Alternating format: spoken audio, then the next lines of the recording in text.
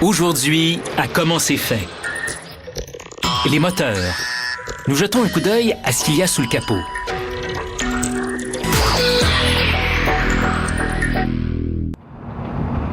Les moteurs de voiture fonctionnent par combustion interne, processus qui a lieu dans chacun des cylindres.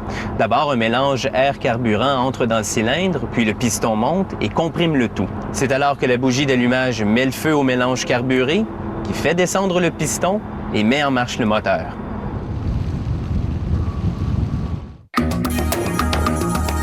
Les pièces du moteur sont contenues dans ce qu'on appelle le bloc moteur. Quand ce dernier arrive à l'usine, il est déjà fabriqué en partie. On le complète ici en usinant les alaisages de cylindres, c'est-à-dire les cavités dans lesquelles bougent les pistons. La machine taille un motif croisé à l'intérieur des alaisages de cylindres. Ainsi, l'huile de graissage adhérera aux rainures du motif et facilitera le mouvement des pistons. Puis, le bloc moteur est placé à l'envers et dirigé vers la chaîne de montage du moteur. Un lecteur optique enregistre le code de traçabilité du bloc moteur qui permet de le suivre au fil des étapes de la production. Des détecteurs vérifient si chaque pièce du bloc moteur est bien installée. Pendant ce temps, dans une autre partie de l'usine, le vilebrequin prend forme. Le vilebrequin est un arbre dont la rotation est entraînée par les pistons. En tournant, il transmet le courant à la transmission. Au départ, le vilebrequin est une pièce d'acier forgée grossièrement. Des bras robotisés la manipulent de poste en poste sur la chaîne de montage. Il est traité par 20 machines à usiner avant d'être prêt.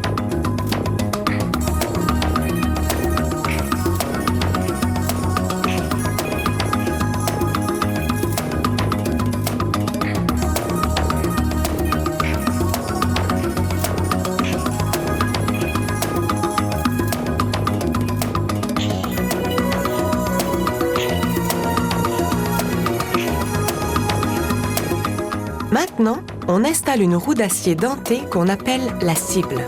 On la chauffe, puis on la presse contre le vilebrequin. Elle rétrécit en refroidissant, ce qui donne un ajustement bien serré.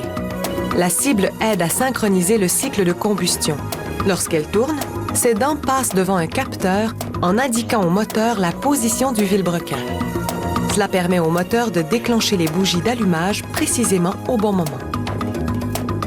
L'étape finale consiste à équilibrer le vilebrequin. S'il est décalé, le moteur va vibrer. Un ordinateur détermine s'il faut du métal à certains endroits pour rétablir l'équilibre. Sur la chaîne de montage du moteur, un robot lubrifie les 4 coussinets sur lesquels tourne le vilebrequin. Puis, il abaisse le vilebrequin en place.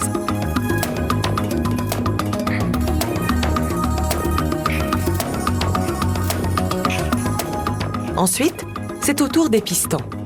Il y en a 6 par moteur puisqu'il s'agit d'un moteur à 6 cylindres.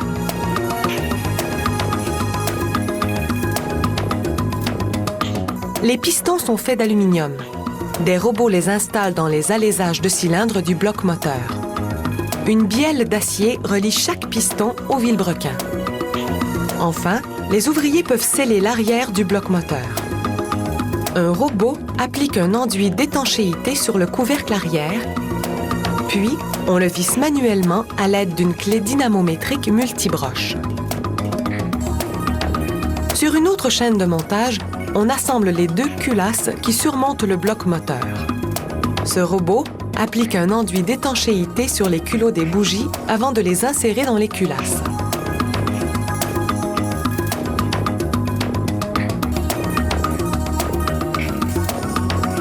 Les culasses couvrent les alaisages de cylindres. Elles relient chaque cylindre à une bougie d'allumage et 4 soupapes, soit 2 soupapes d'admission et 2 soupapes d'échappement des gaz. Les tubes noirs qui traversent le bloc moteur sont les arbres à cames, des pièces qui ouvrent et ferment les soupapes. Un robot applique un enduit d'étanchéité, puis il visse un couvercle sur l'avant du bloc moteur, les culasses et la chaîne de distribution. Cette chaîne connecte le vilebrequin aux arbres à cames pour qu'ils tournent simultanément. Cela garantit que les soupapes s'ouvriront quand les pistons seront dans la bonne position. Enfin, on les actionne mécaniquement pour s'assurer que les pièces fonctionnent bien.